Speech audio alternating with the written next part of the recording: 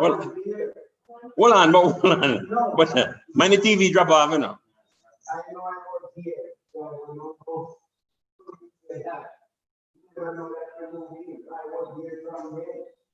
No, but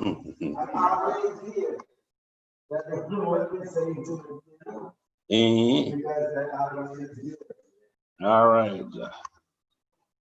Oh crap! What? Okay, now this thing's working. Whew, man.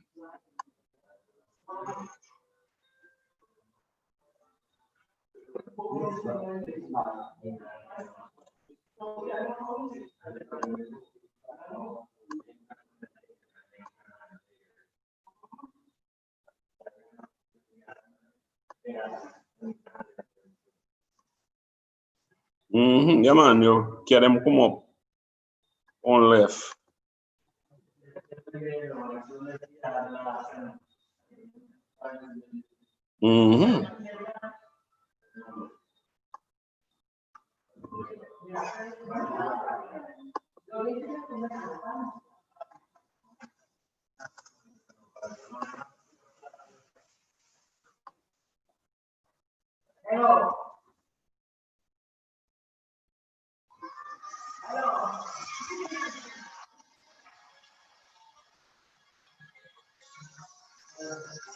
Hold on, really nice. Hello, DB.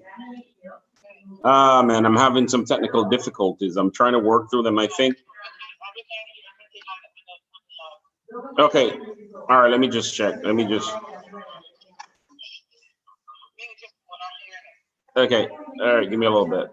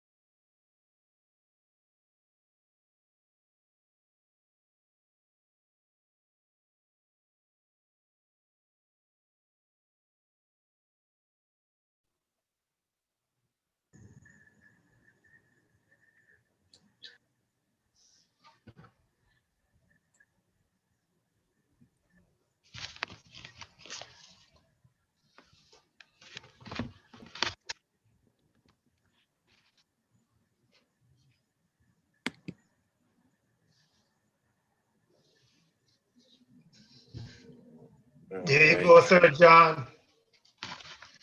I like that setup behind you, man. We are live now, guys, because there's something going on. So everything that you're saying now, it's actually being heard. So I'm gonna drop out. For the guys in TV land, we're coming to you live. We had some technical difficulties, Are we which on? as a producer I do apologize for, but the guys are here live with you. So the show is gonna begin now. So enjoy the show, guys. And I'm gonna drop out now, okay? I should be back on within another 40 minutes or so. Have a good show. Good thanks. Welcome, welcome, welcome. Thanks for joining us. This is the world premiere of KCJC Sport Talk. Today, Thursday, December the 3rd. I am your host, Kenwood KC Connell, and my co-host is... Yep, this is John J.C. Campbell coming to you live and direct from Kingston, Jamaica. Later on during our show, we will be joined by a special guest, Lincoln Kong Stewart. For today's show, we will be discussing the role that sports play in social development. How do we as people develop social and emotional skills throughout the life of various individuals with particular focus on childhood and adolescence? It's going to be a very interesting topic because when you look at what sport has done in terms of bringing communities together, you can tell that this is going to be an important topic. But I want to ask you though, Kenwood, before we get into that, what is your take on the Maradona versus Messi thing, man? What is your take on that? People talking about who is the best footballer and these things. What is your take on these things? You know what? I got to go into what it takes to pretty much determine who a good player is. And for me, it's no doubt it's Maradona, because when I look at his ability, using pretty much one foot to dribble the ball and all the skills that he possessed as a player, his ability in the air, his aerial ability, being only 5 feet 5 inches tall, his relationship with his teammate. I think its only weakness is that I wouldn't consider him the best sportsman ever because he cheated in the World Cup.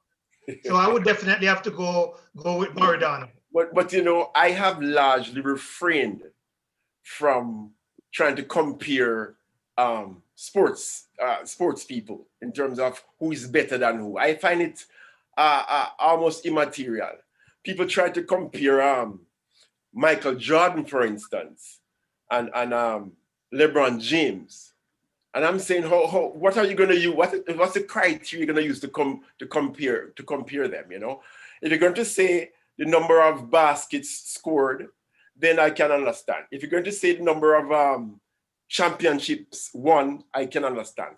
But in terms of the sheer talent, it's almost pointless. So for me, I will sit back and enjoy brilliance from a Maradona or brilliance from a Pele. I think the compare the players is really rum talk, beer talk and and bar talk. To me, is bar talk and beer talk. You can't compare them. It's difficult unless you're going to outline criteria. But we enjoy that still. We enjoy the performances. So I definitely think we would be remiss if we didn't discuss something about the great Maradona who passed away on November the 25th. But I have a question for you. I'm going to take it a little bit further.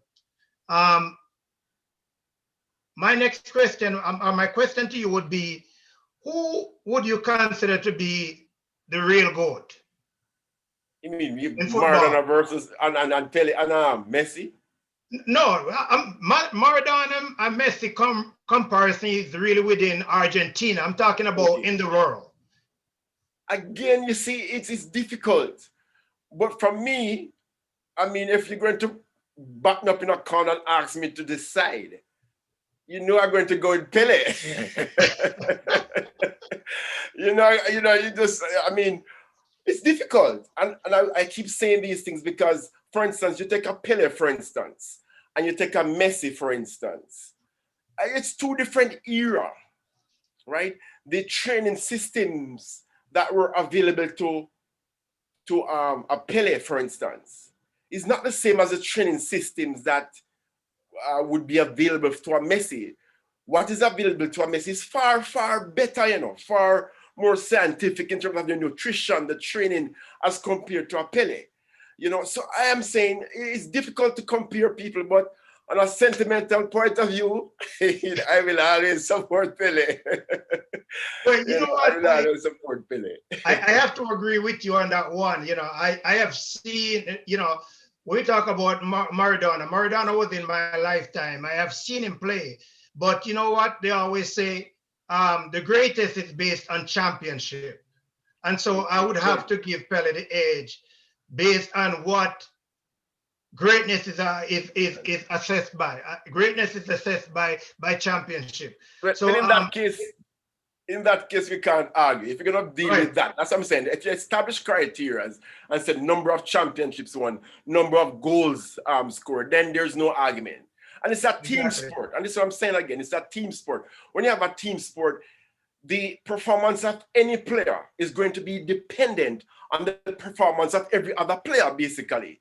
Not so in an individual sport like sprinting. We know who's the best in the world in sprinting. There's no argument about that because we have the stats to prove that. We know that Usain Bolt is the best on planet Earth. You can't argue with that. It's an individual thing, But I don't want to stray too much from the because time is limited. So I don't want to stray too much from the topic at hand. Social development. Yeah, how would you explain what is social development from your end, though? Okay, so when we talk about social development, the main goal of social development is to bring about social changes by the use of sport. So social development is really bringing about social changes. So what is sports really? So when we talk about sports, we're talking about referring to physical activity and development of any individual's health, social, and we also look at economic benefit. We look at economic benefits also. Absolutely. But I want to expand on the definition of social development a little bit more, because I see it as all that you have said, but in a way, in a better, I shouldn't say better way, but in a different way. It's about improving the well-being of every individual in society so that they can reach their full potential. Right. So to me, social development means investing in people, right? And when you invest in people, you bring about the ability of people to interact successfully with each other. And that to me is what is the hallmark of a progressive society. And we have evidence to demonstrate that, for instance, children who have strong social skills find it easier to establish good relationships. And of course, this will have a positive impact on their well-being, But then again, when you examine the features, what I would call the features of social development, you find that they are very much on parallel with some of the, the attributes of sport. We talk about cooperation, we talk about development of initiative, we talk about development of leadership, sharing, the establishment of discipline, and the promotion of participation. All that to me is kind of enveloped under social development. And so it is with sport as well. What say you? Okay, the question is really, how can we actually use sports as a vehicle to bring about these desired change that we need socially? But I must say to you, we can share examples of that because, and this is nothing new, because sport has been used across the globe to promote a lot of positive social skills and social development protocols. And if you recall that in 2005, that year was designated the International Year of Sport and Physical Education by the United Nations. And it was because they had seen at that time the importance of sport in the development of not only just the individual, but in societies. So the UN, United Nations, they were encouraging governments across the globe to invest more resources in sport and the development of sport, particularly at the grassroots and at the community level. You know, so it's nothing new. It has been going on. The question is, and later on when we speak with Linton Stewart, I'm sure he'll give us some better examples, or should I say his own personal experiences of how sport works at the community level to enhance not only the individual, as I said before, but the entire community.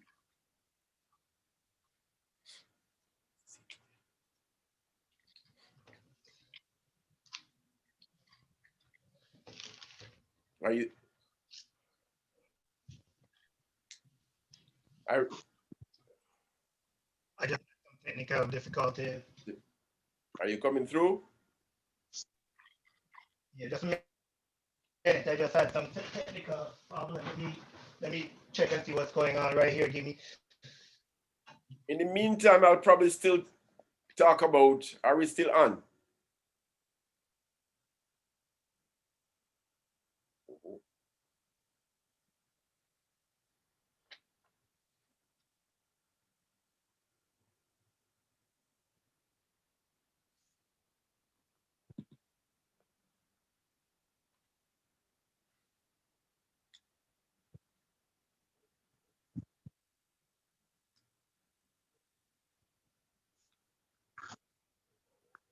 Conk, you there?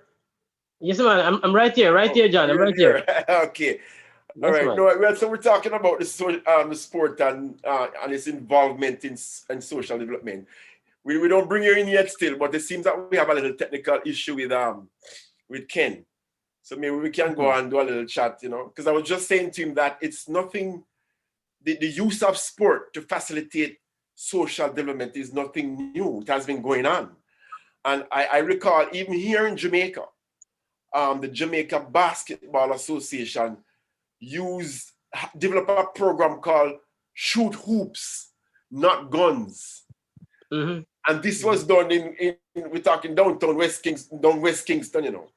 Yes. And they established basketball courts and they brought all the kids together to play basketball. And what that did for the community is beyond words. It created calm. Yeah, absolutely. It created calm among people. It created calm. And guess what? Out of that program came about 2 amazing talents. Those talents actually went on to get scholarship.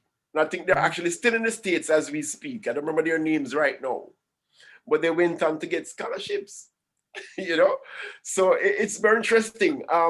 We also have the Beyond the Ball program. This is a program in Chicago too.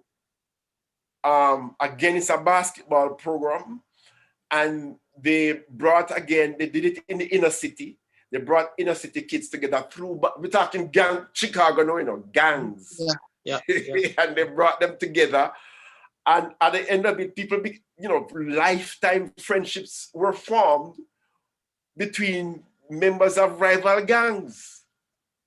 So that is the power of sport for you, you know. Well, John, you mentioned earlier that the UN recognized the importance of sports in 2005. And that's a sad thing to me. It's a sad thing to me that it is not until 2005 that was recognized. You know, because sports has been around since human beings exist, and we have seen where, you know, actually, well, sports is a unifying force, you know, John, and Absolutely. I think it's a catalyst for igniting the energies of individuals and groups in communities. Absolutely. You know, and I have seen where we have implemented quite a number of sporting activities through the Social Development Commission. And we have seen where buses, we charter buses to take 2 teams to a particular venue, 2 rival teams traveling in the same bus to play a game of cricket. Yeah. You know, so sports goes a far way, brother. I mean, a very, very far way. You know. Yeah. I see Kenny's back online with us. Yeah, sorry about that. I had some technical difficulties. Yeah, but I can chime in. Linton, welcome. Great to have you, man. Great to have you on the show. Thanks, man. Thanks. Yeah. No, I can chime in because you know, I look at the Olympics. Of course, we know that the modern Olympics started in 1986. I'm sorry, it started back in 1886. Okay, and it's a prime example of how we can use sports to bring people together. You know, for global peace, not only global peace, but with a common desire, you know, for self-improvement. You know, let me just jump in there, because you speak about the Olympics, and this is exactly why the modern Olympics was brought to the fore, was started, is to promote solidarity. It was really to promote solidarity. You know, and before you came on, I was saying to Conk, however prematurely, about the 2005 being the international year, was designated by United Nations as the International Year for Sport and Physical Education. And that was because of a recognition of the power of sport to facilitate change. In fact, I can quote Kofi Annan, who was then the Secretary General of the UN. And he said, and I quote, "Sport has the power to change the world. It is a fundamental right and a powerful tool to strengthen communities and promote sustainable development." And that was coming from Kofi Annan, you know? So they recognized the power of sport even from back then. So the Olympics was just, as I said, another means of bringing the world together. But yeah, back to you. But look at Jamaica, for instance, where track and field is our pride and joy. You know, whenever there's a track and field meet, like the Olympics or even the World Championship, then, you know, the people actually call a truce. There is no violence. You know, that's unbelievable. And that's why I wonder sometimes, why is it that these athletes who become celebrities, and those who have the potential to become celebrities, does not use this platform to the max, you know, and try to speak against violence, because they have such a connection already. Look at the power of what their performance can do just at the Olympics and the World Championship. Well, but let me jump in again, because in defense of the athletes, quite a few of them have actually started programs and so on to promote community peace and to help to develop youth. I think what's her name? I can't remember her name now, but she has a foundation. You know her name. We were talking about her the other day. Shelly-Ann Fraser. Yeah. What's the name of her foundation? Pocket Rocket Foundation. Right. And that was established in the Waterhouse community. Now, if you know anything about Jamaica, you know Waterhouse is what it is, eh? Exactly. And I get that they have reaped significant benefits in terms of bringing calm to areas of the community, simply because of her involvement in promoting sport within the community. You know, and I want to bring. I like to cite examples. And I recall that there's also a program called Football for Peace, an international program called Football for Peace. And this program was introduced in the Middle East. And cut a long story short, it was used to bring about integration of Palestinian youth and Israeli youth. And you can Google it, Football for Peace. And today it's happening, you know. So yeah, the sport is a powerful tool, and I think we need to investigate how much more we can include that into our communities. And I want to say that Brosis has a responsibility in that regard as well, because later on we're going to expect that Brosis itself will initiate and implement programs to do with sport in the communities of Lucy and beyond. Over to you. Yeah, what about Linton? Do you have any input on this? Let's look at we discussed sports as a means of promoting peace. Let's look at sports from a skill point of view. Now, can you just kind of define your role and how you coordinate activities to develop skills in youth and adolescents in Jamaica, in the area that you're in charge of? Well, basically, we have several programs at the Social Development Commission that we roll out in communities, and sports is one of those programs. And I was mentioning to John earlier that, you know, sports is a unifying force, is a catalyst for igniting the energies of individuals and community groups. And we use sports as an intervention strategy. Okay. As an intervention strategy to bolster community engagement, to improve health and morale. Okay. It's critical. It's critical. And we use these events to attract and to engage residents in a range of exciting participatory. Participatory. We can't underscore that. Right? I want to ask you something, though, you know, Linton. Can you cite some classic examples? Because you're in the field, you're in the community, you're using sport to facilitate change. Can you cite any example of how sport may have made a difference to any individual or to any community that you would have worked in? All right.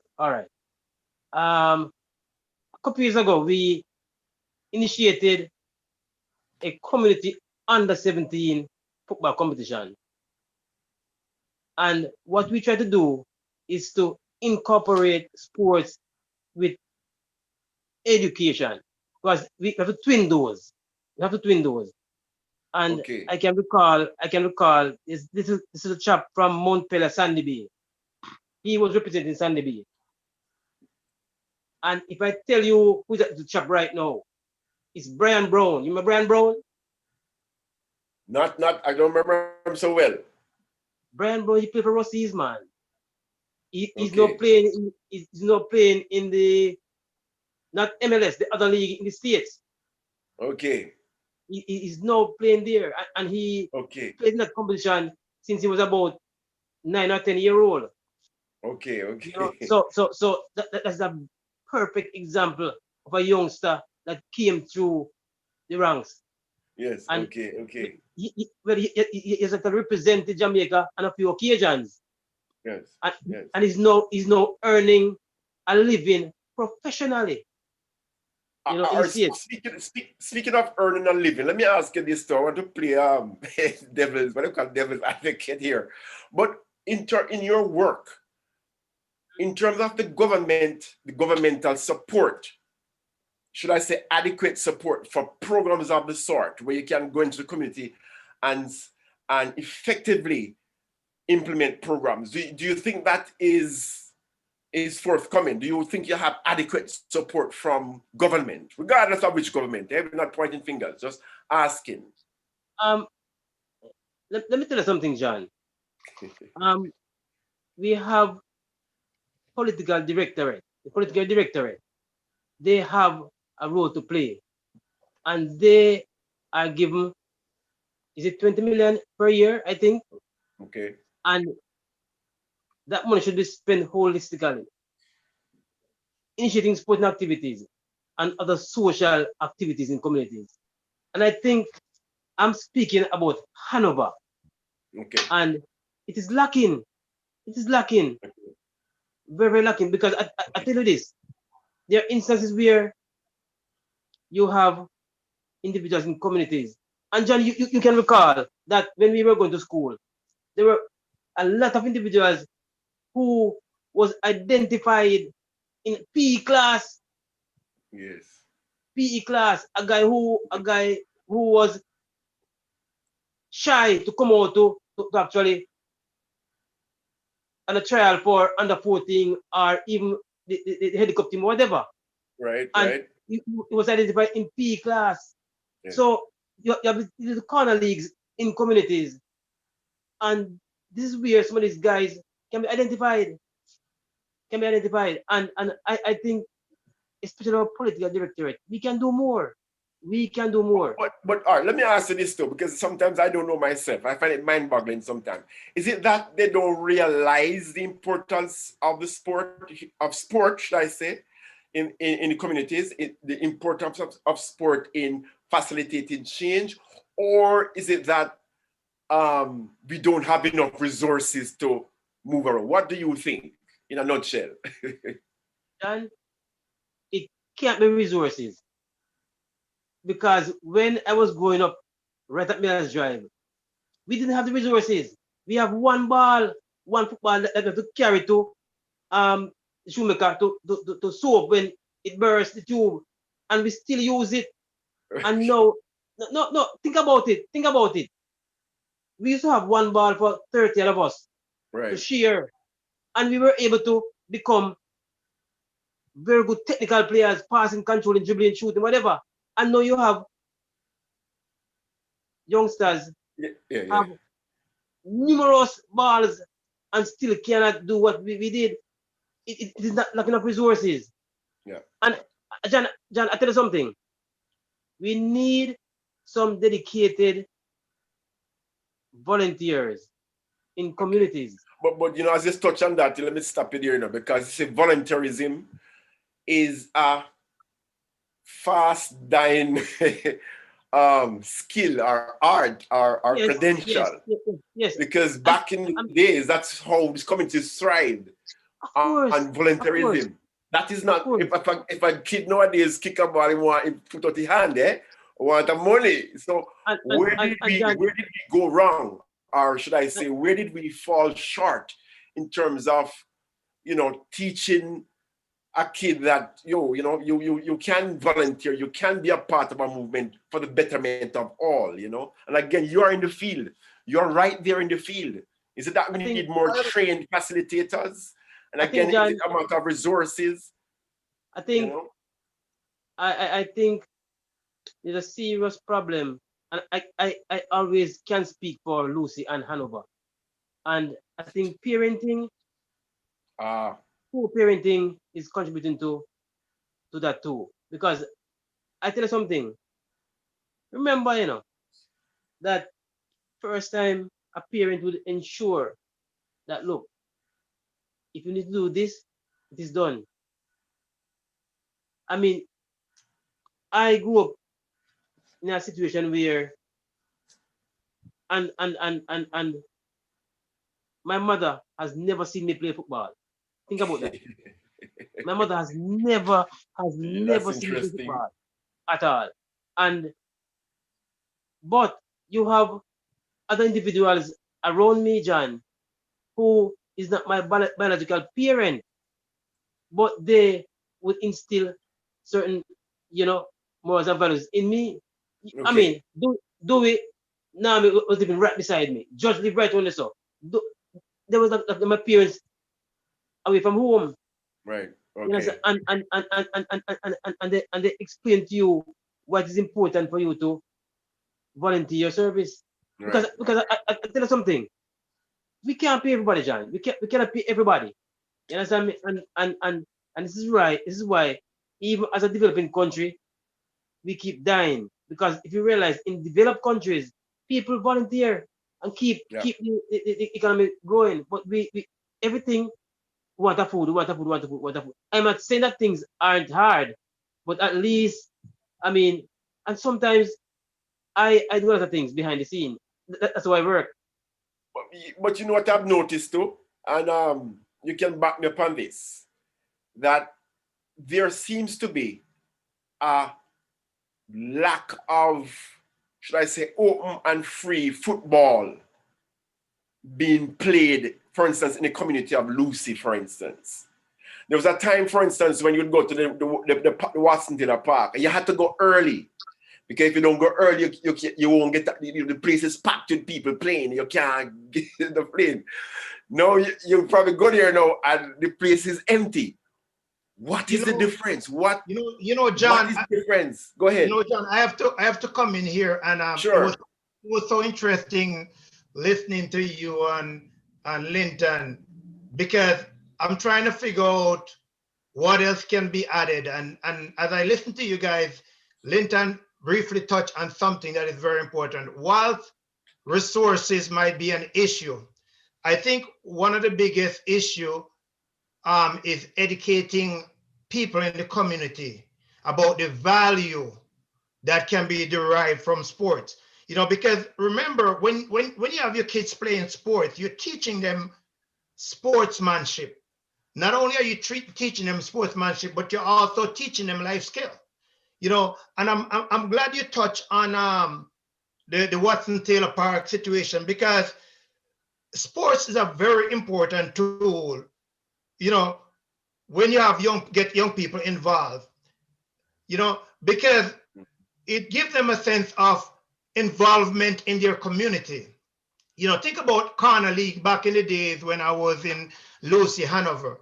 And you go to the Corner League. I mean, wherever you're from, everybody come together and enjoy the matches. It brings the community together from north, south, east, and west. So I think what is needed most is not because we can have the resources, and if people are not educated as to the benefits coming from, the social development, then they're not going to volunteer, and the resources then are going to put to full use. So I think, first of all, we need to educate people.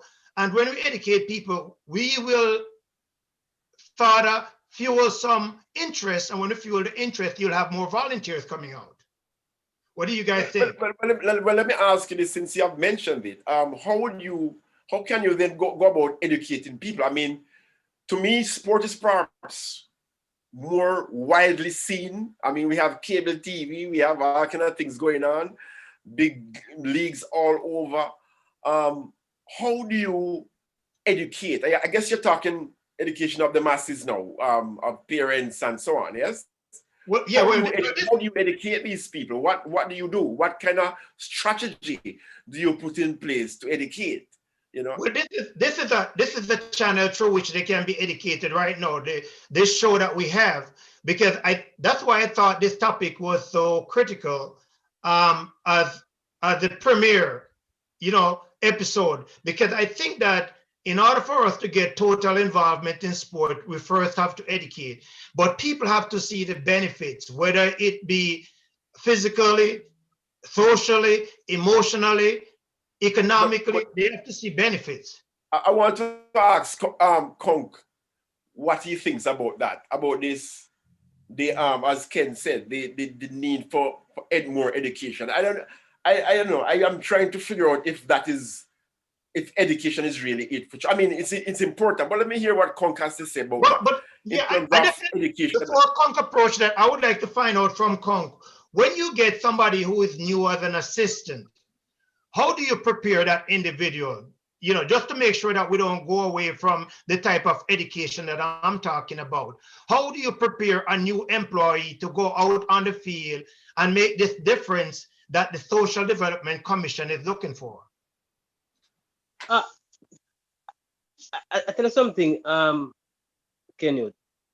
The job that we do at the Social Development Commission, you cannot come in the job and hit go running, because you are going to interact with people, and people change every day. So over time, you have to develop some form of trust with the community to get their support, right? Okay. So you can't hit the ground running. I mean, when you go in communities, people have to develop trust in the officer, Right. his or her, right? Well, let me ask you this, Kong, since you mentioned about that, because I wanted to ask you from the very outset, how has your involvement in football, and you have been there at the highest level, because you've been captain a couple of times for the Da Costa Cup team. I don't remember the years now. But how has that experience prepared you for the job that you're doing now? I mean, when you're doing the Costa Cup and winning cups and so on, I don't think you knew that you were going to be an official in the sport and development fraternity. Sorry, the social development fraternity. But how has that prepared you personally for merging with this social development structure? I tell you something, John. Initially, when I came on the Social Development Commission, it was kind of a bit difficult, and let me tell you why. All through my life, I have always been an introvert, very shy, very shy, and All right. people who are close to me know me, and when I come into this job, you have to interact with people.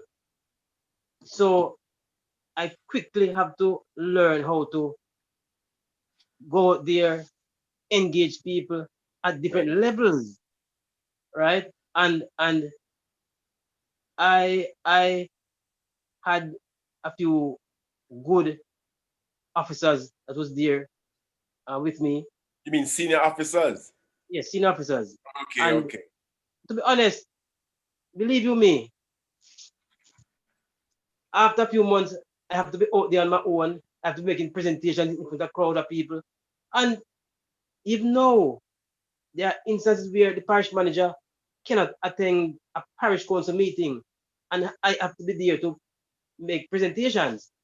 So it was not easy, but it's a job that you have to do, and you just have to learn. Because it's actually learning on the job.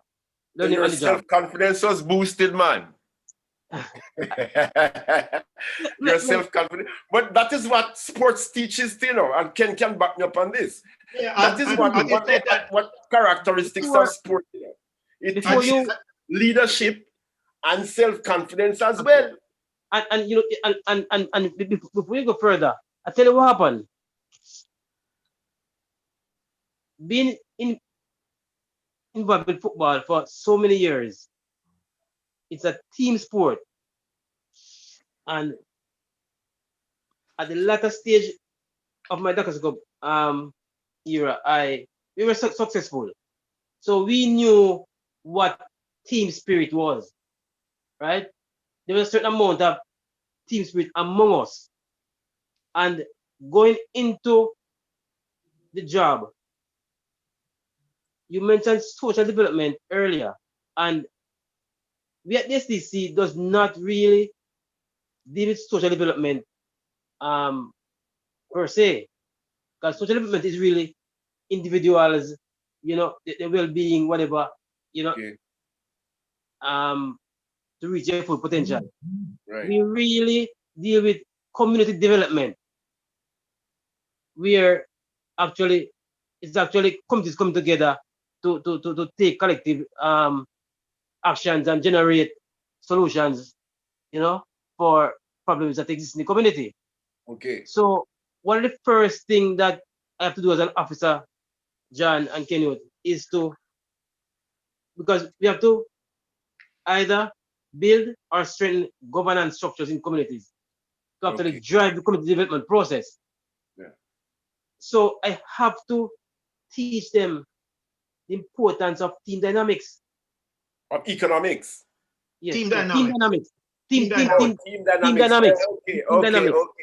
Okay. So I got that from being a good team player. Right. Oh, right through my years. You know, so that was one of the actual positives that I took into the job, to get community organization to understand what it means to operate as a team, to ensure that they drive the community development process for their communities. Yeah, because without teamwork, everything will fail. Absolutely. Yeah. Ken, you were saying something? Like Linton said, I'm thinking about it as he's talking, and when you think about what he's saying, from the Ruseas point of view, how sports create this positive peer group relationship. This is very much encouraged by Mr. Emerson Diggy Henry. It's pretty much encouraged, and not only the coaching, but through the physical activity. One should be aware of the fact that as a result of this, it is very beneficial to those of you who had ADHD, because this is a common disorder, attention deficit hyperactive disorder. It's very common. So when you look at sports from even that mental point of view, you see the value. Not only was that, kind of teaching you how to relate with each other as a group, but it also was helping those of you who had that problem. And then you were able to transfer all of that coaching and physical development, listening ability to the classroom. Excuse me. And some of you guys did very well as a result of that. You were more relaxed and you're more disciplined when it comes to listening. Okay. But then also you guys mentioned about how it helps to develop self-esteem. When you develop self-esteem in youths and adolescents, it's a very positive thing. And here are the positive out of it. When people develop self-esteem, they have a lot of self-respect. And in Jamaica, for instance, even though the statistic is not published a lot, we have a high rate of teenage suicide and a high rate of self-harm, right? Now, when you develop self-esteem, this reduces significantly these cases. So tell me how you guys use this, both of what you talk about the peer relationship and also the development of self-esteem. How do you guys push it to the public in order for them to buy into it, how important this aspect of sport is when it comes to self-esteem and peer relationship? I tell you something, Kenneth, and before John comes in, I mentioned earlier about team, and I want to make it absolutely clear that I'm not only mentioning the team that plays on the pitch in my time. It was more than that team, and I can name a few individuals. The late Colin Miller. Okay. May his soul rest in peace. May his soul rest in peace. Yes, sir. He was a visionary. He was a visionary, eh? Yourself, Mr. Cornell, Desmond Dunkley, Mr. Hamilton. Yes. And Heath, our coach. Heath, who? Heath, Robert Hendricks, Kitty Brown. Yes. And I tell you something. John, you are in that team also. Really? And let me tell you why. And let me tell you why. And I want everybody to listen to this carefully. A lot of persons would have said Ruseas started to succeed in the late 70s because we're winning. But when you came on, John, I'm not quite sure if a lot of us remember. When you came on, I think it was 83, somewhere there about. You brought a different dimension to the sport. Yeah. You actually brought a professional environment in terms of preparation. If you can recall, preparation. Because I tell you something. If you're not properly prepared to be involved in a season of football or whichever sport you are involved in, you can succeed. And I tell you something, you brought in a scientific approach to the game, how we prepare ourselves physically. I never recall, I can never forget, John, when I got an injury to my lower leg. And you came to me and saw me applying hot water on that foot. And you said, my God, what are you doing? And that's what we knew. That's what we knew. We have memories. I didn't remember that. I was applying hot water for 3-4 days and the thing was not going down. Mm-hmm. And it was that time when you mentioned RICE, rice treatment. Yes, sir. Rice treatment. And that's when we see our performance improve drastically because of our preparation and it's a different approach. So take credit, sir. Take credit for that. But let me ask you, Doko, what year was that? What was, you remember? I think it was 82 to 83. Somewhere about.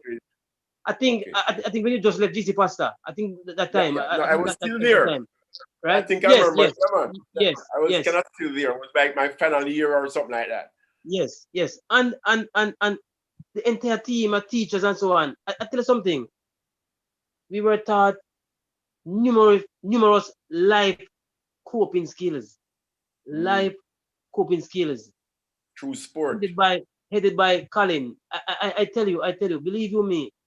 There's so many things I learned from that gentleman. And there's something I want to mention. I might deviate a little bit, but it is very important, John and Kenny. Mm-hmm. I would want Brosis, and no tries listening to me right now. I'm saddened for some of our players, past players, who have died tragically and who are suffering now from drug abuse. Perhaps and other social ills. And you know, we knew that a lot of these guys were coming from some awful backgrounds, and it was not their fault. It was not their fault. And I think, you know, I mean, the onus is on us, John, to kind of monitor these individuals after. I mean, I went to Montreal just last week, and trust me, tears come to my eyes to see some of the guys out there. You understand me? You know, and I mean, you know, I've given sometimes when Ruseas have much down here, I stand out at the gate waiting on some of the guys to come to pay their fee to go in. Because I know they can't afford it. I'm rich, but you know, they've given so much. Let me jump in quickly before I forget. But I think what you're saying is so powerful. But I want to say though that I think the issue of taking care of our own is perhaps part of the philosophy that gave birth to the Brosis Foundation here. I think it was, and you know, Troy and them can back me up on this, but I think it was out of the need to provide some kind of backup for those who may have fallen short along the way. I think that is what gave birth, or at least contributed to the birth of this organization. And you're right in that it needs to grow to a point where it can not only sustain itself, but sustain those in need. Yeah, man. You know, and I think if we were able to do that, I think you would have I think it would be just amazing if we were able to just do that. I think we can do that, right? But at the same time, we have to make sure that the organization is in a position to sustain. It should be able to generate income. And this is why the establishment, for instance, and we have spoken about this, of a multi-purpose sport facility down there would be ideal. One, you can rent the place. Two, you can host events. You can generate income and provide jobs. Absolutely. And take care of our own. So that is the long-term goal I think the Brosis Foundation has in its thing. Gentlemen, this is the point whereby we need to take an interlude to give shout out to Ruseas Brosis Foundation Inc. Unity makes strength. Okay, this foundation is, is so important, and so we have to highlight it. And at the same time, we want to encourage people to like, share, and subscribe to this program so that we can meet our ultimate goals that we set ourselves, which is to make Ruseas High School, Lucy, and surrounding areas improve academically and in all aspects of sports.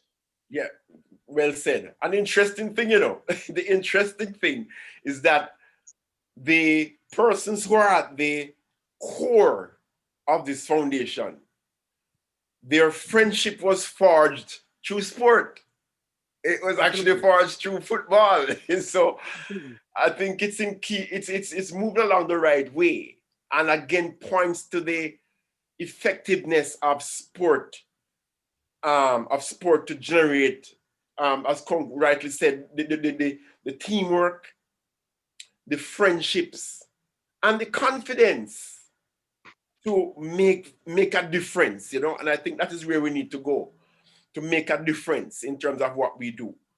Go ahead, Kong. You were saying something?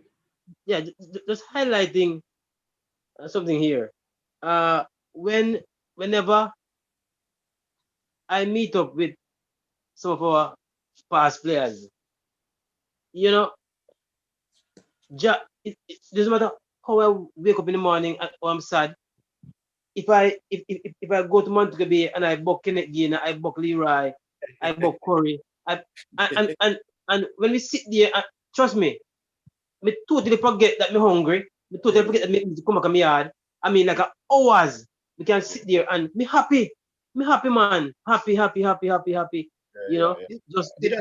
how powerful sports is, and I have to agree with you 100%. I worked very closely with Mr. Miller and Mr. Henry, and mainly those two guys. And I tell you what, many of us speak about how much Mr. Miller was a visionary, but we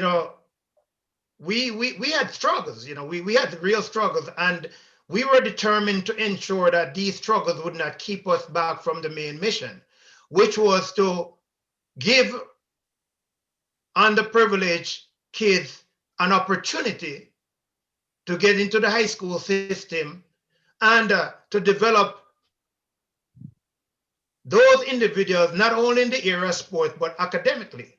I am deeply moved when I talk to former footballers, and of course I'm a part of the academia group also, and I hear my name called so many times about it. But it's not about us as individuals who get so involved. It's our duty, just like it spoke about earlier on about volunteers. It's our duty to help to develop our community. It's a duty, and when we do that, it makes us feel good, because even though we're getting a paycheck, the value of the paycheck, when there's an intrinsic value, that's when it lasts for a long time. And look at the result of this unity that exists, the result of the birth of Brosis Foundation Inc.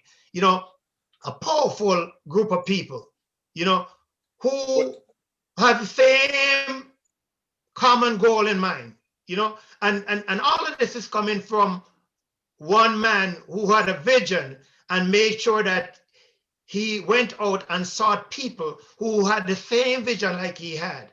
And look at the result. My only regret is the fact that my good friend Colin Miller is not here to see what's going on right now, because his head would get much bigger than it was. Physically.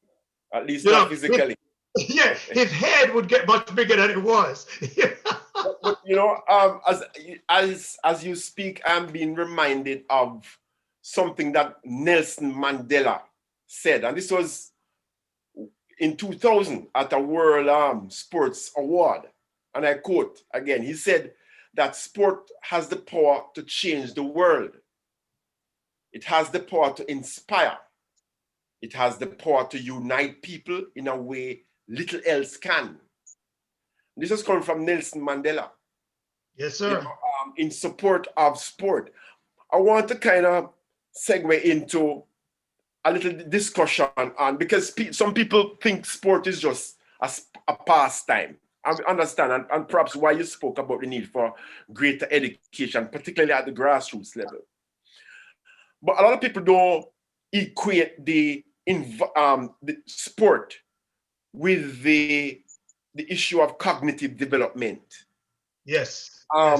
Studies over the years have shown that organized and structured sports program will and can improve the cognitive skills, particularly in children. And they've done a plethora of research to support this. You know, in other words, academic function improves. And I'm reminded of, for instance, those earlier Olympians like Arthur Wint, who later on became a renowned medical practitioner. And this guy who captained Brazil, he was a pediatrician to, what's his name again? You must remember his name. Thank you very much. Yeah. He was a medical practitioner. We look at Norman Manley. Norman Manley, he's a national hero, no? Yeah, Norman Manley of Jamaica here. He was a well-renowned and upright lawyer in the end, a big, bright person. And he was also a champion athlete at his school, at its school level. You know, so I think there's a kind of disconnection between how sport can influence cognitive skills. And when we talk about cognitive skills, and we can support me on this, we talk about, for instance, the issue of sustained attention, being able to pay attention. Because sometimes when you're on a field, you know, even when the whistle and the crowd and people blaring and shouting obscenities, you have to focus and be able to focus on something what your captain is shouting across the field, you know. You have to be able to hear that and understand. Or your coach, or, you know, Mr. Henry on the side of the field shouting something. You have to block out everybody else and zone in to what coach is saying. You know, selective attention, right? Exactly. It improves long-term memory. You know, it improves even your working memory. I want to add to that. Go ahead. I want to add to that, John. Yeah, I'm in total agreement with that. As a matter of fact, you know, when I was doing my coaching program, I did a research, and it said that there is a strong correlation between sports and cognitive functioning. You know, and like you said, when we talk about that, we're talking about people being taught the discipline of listening, and they take it to the classroom, and it improves their grades and their scores. You know, I have a example. The first high school I taught, I coach at, with track and field, Rich South High School in Richmond Park, Illinois. And the first thing I did when the group came out, everybody was chattering and horse playing all around. And I said, you know what, guys, during my coaching, that kind of behavior is not allowed. I said, number one, I want everybody to be a good listener. And I defined for them the difference between listening and hearing. And I said that when you listen to your coach out on the playing field, you're better able to transfer that discipline into the classroom. And it makes a whole difference when it comes to cognitive functioning. And believe it or not, these kids turn out the best SAT score in the history of the school that year. You know, so it's just to prove a direct example of how sports is correlate with cognitive function. Yeah, but Question. yeah, go hold on, Conk, before you jump in. You Conk had said something about, no, it was you, Ken, who said something about the need for education again at, on the value of sport. And here we are talking about some of the cognitive skills that can be developed as a result of structured and organized sport, and I want to complete the list of cognitive skills by adding logic and reasoning, where when you're involved with structured sport, it promotes your logics and your reasoning. It promotes that, It promotes even your visual processing. It promotes even your auditory processing. And I say auditory processing again. When you're in a stadium, and the crowd is roaring, you have to be able to kind of differentiate roar and trash noise, trash sound, to as compared to the voices of your captain, the voices of your teammates, the voices of your coach, and so on the sideline to make an impact. So, but again, how do we transfer all of this important knowledge to the community, to people out there? Is it true? True what? True. How do you do that? And maybe Con can jump in here in addition to what you're going to say. How can we let this lesson or this knowledge base, expanded across the community? I was going to ask a question, but I think probably make a statement. I think I see here where it's very important then to introduce whichever sporting discipline to children at a very early age. Well, let me stop you there. Is that happening now as we speak? Because we're talking about social development, right? And when you bend, if you bend the stick, if you bend the tree when it's green, it's better. Yeah, I mean, absolutely not. Absolutely not. It's not happening. And enough. Remember, I'm going to speak to Lucy. Remember, we had under 13 organized under 13 program. Yes. And that time I was like 7 or 6 or 8 year old, right? Learning the basic fundamentals of the game from very early. And I look at a sport like American football and basketball, and I don't have much knowledge about those two sports, John and Kenny. Yeah. I observe these games being played on television, and I tell you something. No, can't play those games. No, exactly.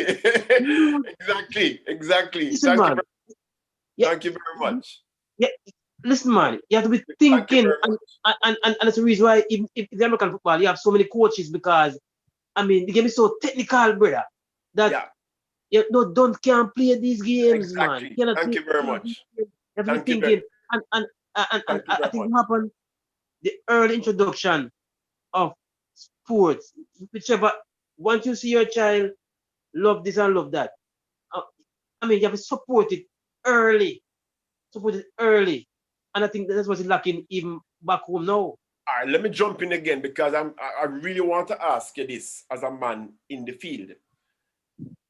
Recently, there has been talk of the increase in criminality, particularly in the Lucy, Mobile kind of community. And they use, what's the word again? Scam and so on, is on the rise in these communities.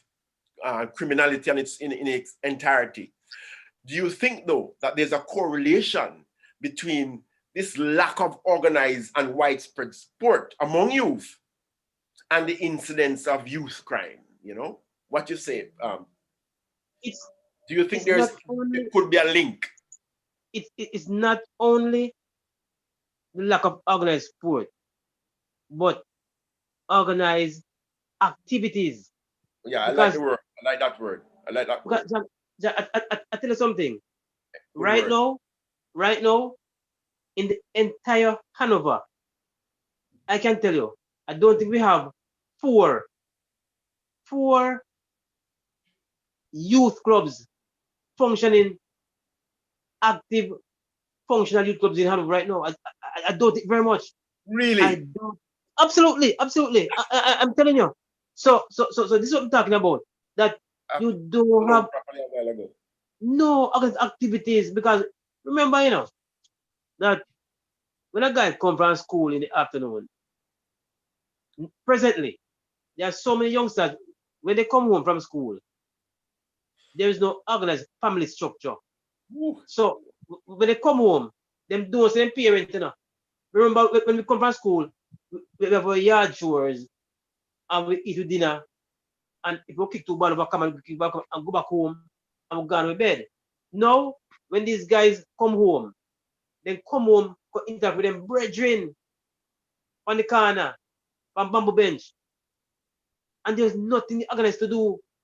Nothing, absolutely nothing. And we But knew that. I want to And I want to go ahead, Kenny. interject and I want to backtrack a little bit.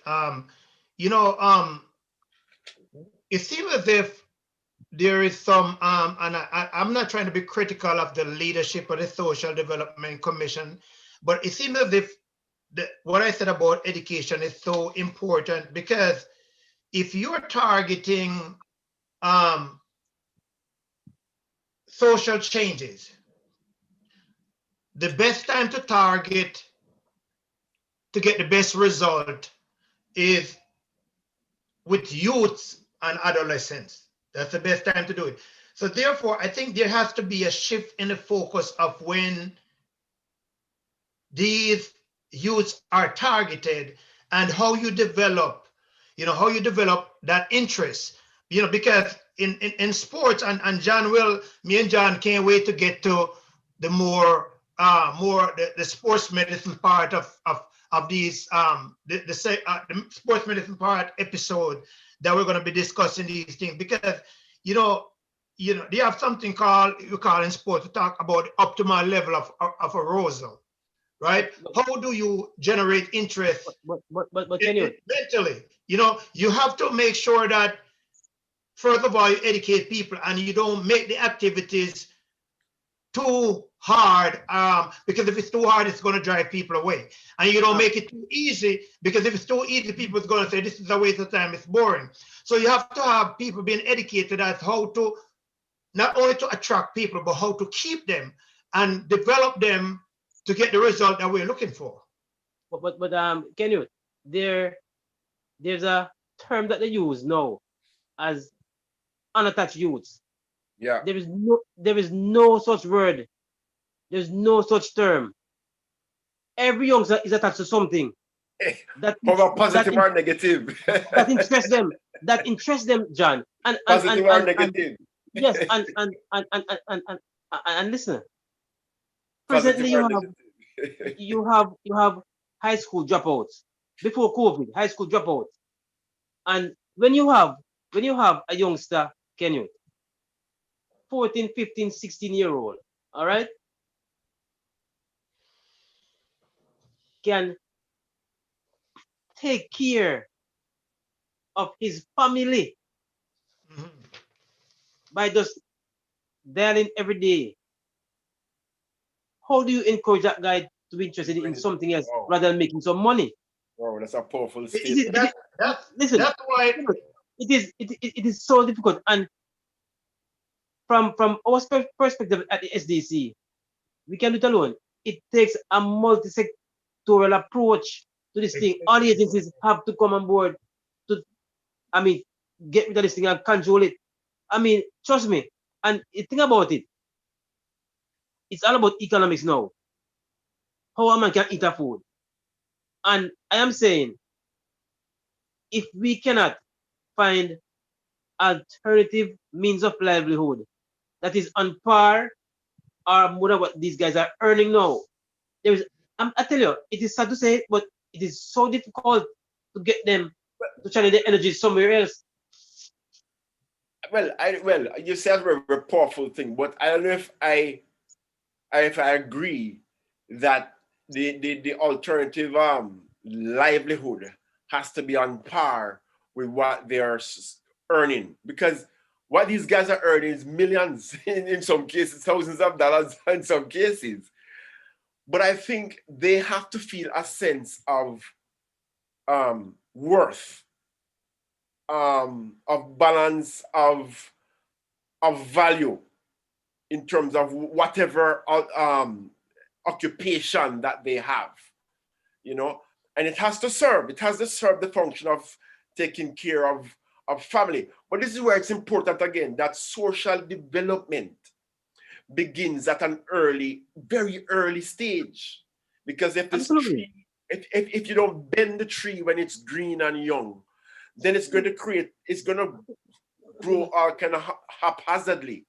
And again, I'm asking, isn't this a case where the Social Development Commission are sticking peanut, you know, where the Social Development Commission is lacking then? Because that means we're not doing the job then.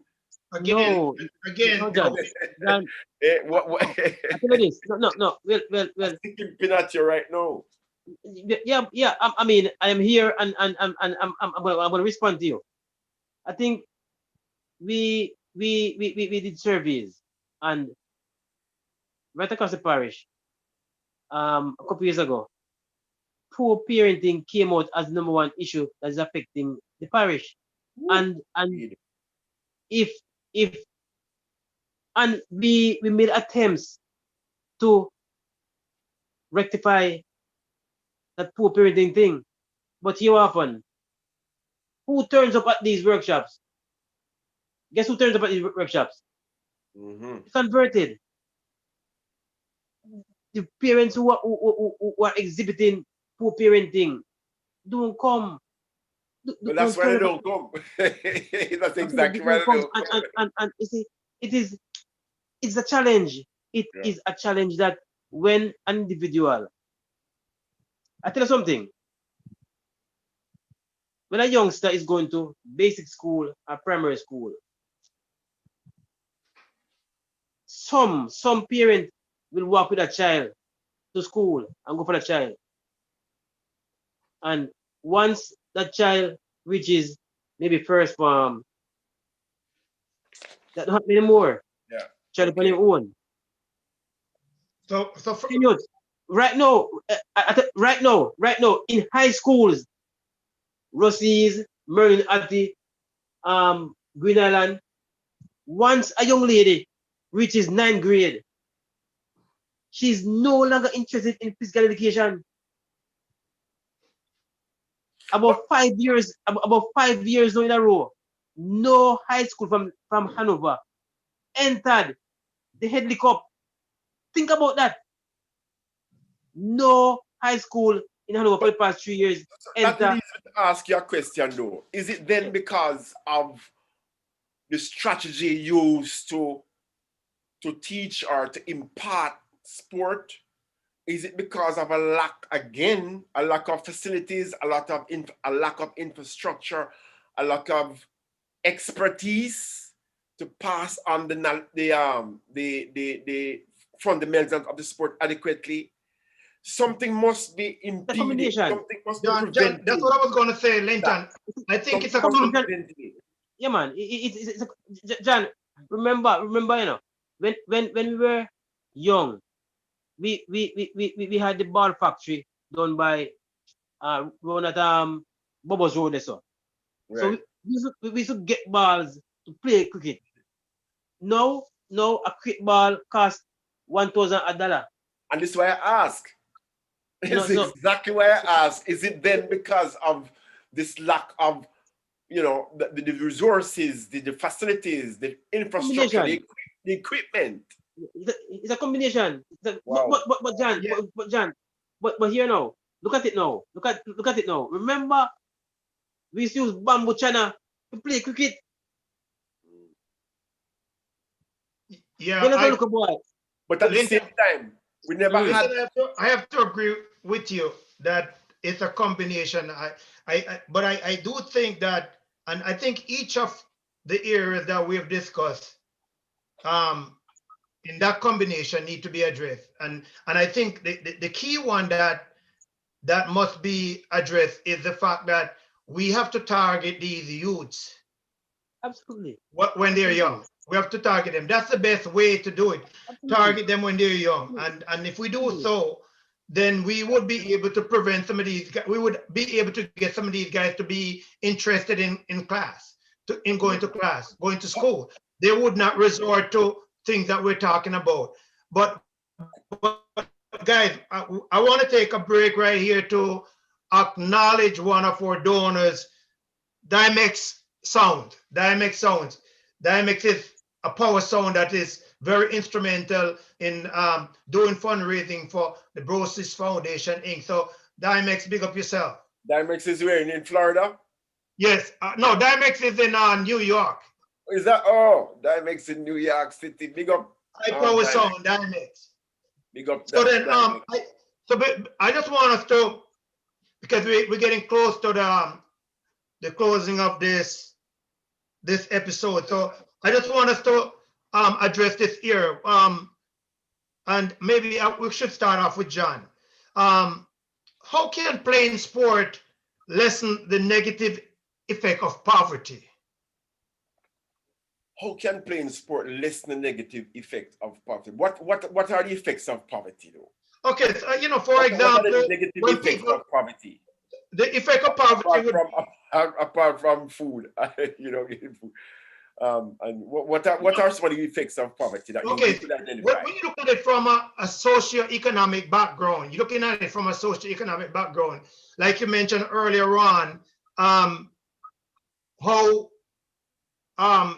Fraser Price uses the football competition at Waterhouse to bring kids of different background to play sport.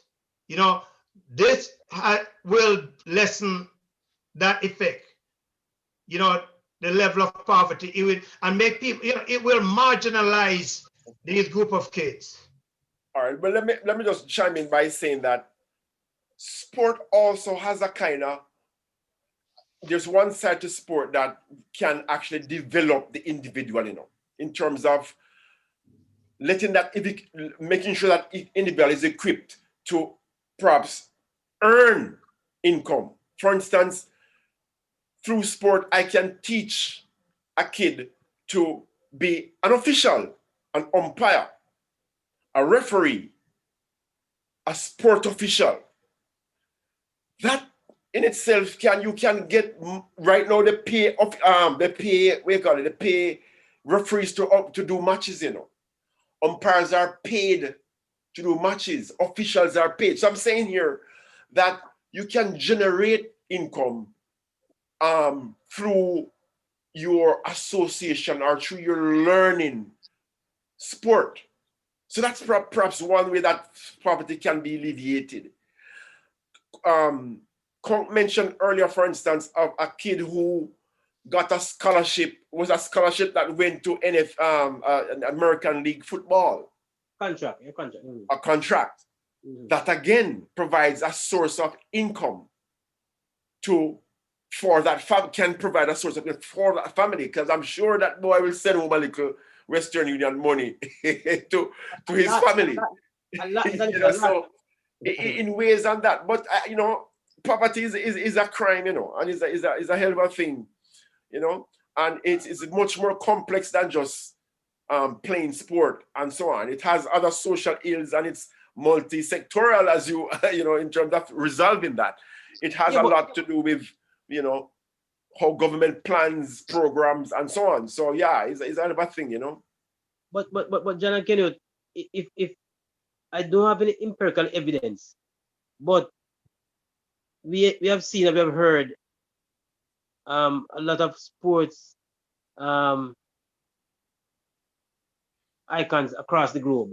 Yeah. And I would think that over 75% of those guys who become professionals and become multimillionaires came from a poor background. Yes, extreme poor background. Well, Maradona too. Absolutely.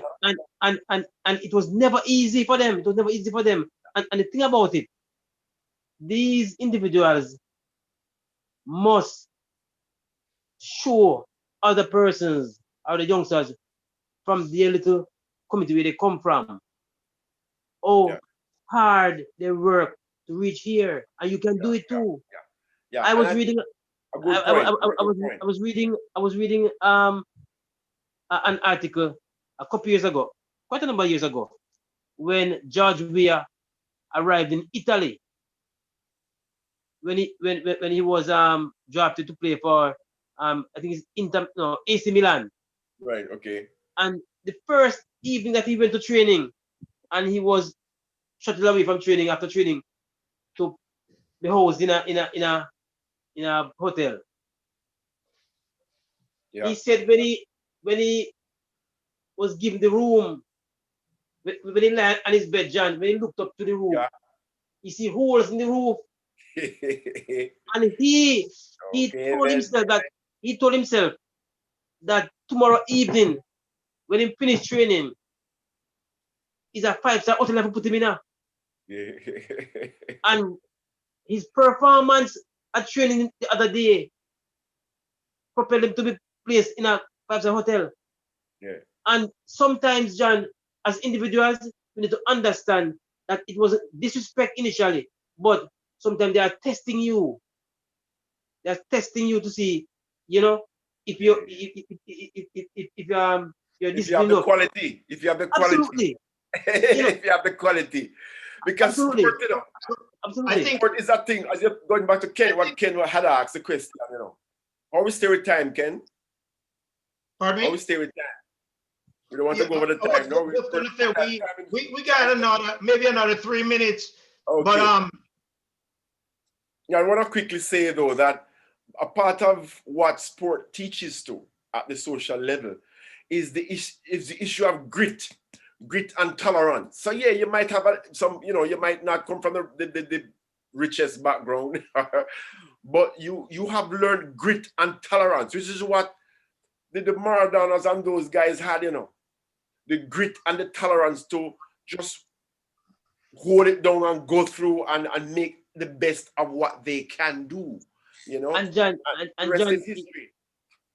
Education to both of them education, because a guy told me just recently that he was in the States at the university, and in his batch of about 20 or 30, he was the only black guy, and he came up with a lot of odds, but he was telling himself, look here, me now come so I don't go back home with my degree, Tolerance.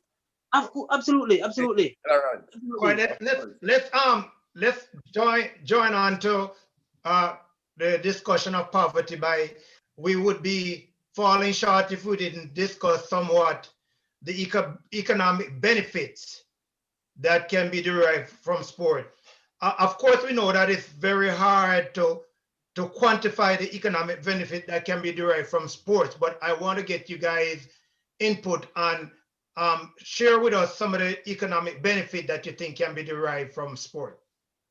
Well, we had already alluded to some of that already when I spoke earlier. But right now, currently, in terms of football, for instance, in Jamaica here, it's almost, and Conky can back me up on this too, I think we are at a semi-professional level right now, where players get paid to play, and I have to lift my hat off to that academy in St. Anne, run by the Englishman there. But I can share something with you guys, and other persons might not be aware of it. I mean, like Troy and maybe Lodi and those guys might not be aware of it. But when we were going to school, I can tell you, my last 3 years at high school, I financed myself to school by just playing for a club in Montego Bay. Okay. I'm not saying that I was earning a lot of money, but I'm just saying that just think if the avenue had existed for a semi-professional league that time, You know, Yes. When I leave here and went to Clarendon to play for about 6-7 years with Galaxy, I was actually I was actually working and earning playing football at the same time. It was not easy, but at the same time I was earning an extra dollar. Okay, So, wow. You know, I didn't even know that. and I was able to do a lot of things. You Oh, know, I so didn't realize that. I didn't know that, I you mean, know. Well, we don't even have to go very far. Look at Usain Bolt and Shelley and Fraser. Well, that is the epitome. Well, I don't know if you want to go there. They become celebrities. You probably don't as a want to result go of there. sport. You know, so we don't absolutely. even have to go far. But I think the team you was talking about, John, from St. Andrews is Mount Pleasant. That's right. That's right. Mount Pleasant, right. No one meant They call because a themselves professional Coastal outfit. Hill. Yeah, man, it's a professional outfit. I have to really applaud what they have done in Yeah, terms of they target. They professionalism. You know? they have a very strong program to target youths from a Yeah, very that's what they have different tiers. There are youth different section tiers, and yeah, mid section, very young age. So and a professional section. they really have a real good structure for Yeah. sport development. I would hope that a lot of the other teams in Jamaica will find time to model that same structure. I'm sure they've already begun. The sports are in Jamaica. But let me just quickly, I think we're almost out of time. And I just want to say, boy, it has been quite a really nice exchange between Conk and Ken and so on. But let me just touch base on the next program. We want to investigate, we want to discuss the issue of strength training and sport, and particularly as it relates to youth training. For that program, I think we're going to invite Dr. Diallo Brown, right from here in Kingston, to sit in with us and speak. And he's actually an expertise, he's an expert rather, in that area of strength training, and as I said, particularly as it deals to youth training, which is a different concept these days. So that we can look forward to that next week as well. Over to you, Ken. You're saying? But John, go ahead. One last thing, one final thing, John. Yes. I know that it will be mentioned in the next program, but let me quickly say that you had brought the weight training to us in a different way. in when you came on, and trust me, I can tell you, even before the next program, it did wonders. I can tell you, yeah, that weight training. So I you know, it did. I mean, I was never a bulky player, but I was very strong. Yeah, you don't have to be bulky. You don't have to be strong. You don't have to be bulky to be strong. I know, but most persons think if you're not bulky, you are weak. That is a part of the misconception that we're going to talk about next week. That's true. But do I have 1 minute to just say, since John mentioned it twice, and I'm kind of heartened that you said that. I kind of feel good that you said that. But when I went to GC first, within the first year, I realized just how much I didn't know. Yeah. I realized that I didn't know a thing. And it was when a guy by the name of George Casaganda Ramos from Brazil, he came here and he actually did some work with the JFF, the Jamaica Football Federation, and he took charge of them and was doing all kind of things. But he actually lectured at the college in football and football training systems and so on. And it's when he had invited the Brazil under-21 team to Jamaica. And when we sat there and watched them train on our field, this is when I realized that we didn't know a thing because it was like a movie going on. And I used some of that and just developed my own systems. And I brought that to Ruseas during that summer period. And I recall you were there, and I think Troy was there too. I remember this. I remember when we went to Reno. I can't forget it. We went to Reno for a practice match. Reno is big money now. And we went there for a practice match. And the man was saying, well, they bring a little youth to come play, and so on and so on. At the end of the match, it's about 3-1 or 2 under God. We outplay them, outrun them, outjump them. And that strictly was because of, the training that we did on the sand, in the weights room, the flex, all of that. So yeah, man, you're right. Give thanks for that, But I tell you something, John. One last, I played a match against Paraguay in the Orange Bowl. And I tell you this, I ran up into a defender. I went overlap and I ran up into a defender. And trust me, up to this very day, nobody can tell me it's like a column look up in there. Go on, rock. Yeah, man. Rock. I knew that it was training.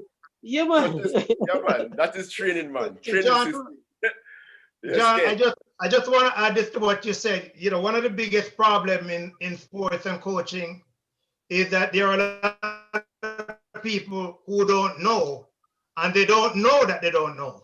Yeah. You know, just like you said, before you got into college, you didn't realize that how much you didn't know. And it's still a problem in sport. There are so many people who are involved, especially in the high school system, involved in sport, who don't really know what they're doing, and they don't know that they know what they're doing. You know, so with that, we want to say, Conk, it was a pleasure having you, man. We could go on and on, you know, because we could talk forever. We have that connection. We could go on and on. But I just want to mention that the preceding program was brought to you by Ruseas, Brosis, Inc. Unity makes strength. Yep. Unity makes strength. Yep. Give thanks, Brosis. We wish Brosis all the best. Until next week, we want to say thanks for listening to us. It was a pleasure, and we look forward to seeing you guys next week. Thanks again. Bye. Yeah, man, no problem, man. Respect. Yes, Kong. Thank you so much. Yeah, man, no problem. Don't forget to share, subscribe, and like.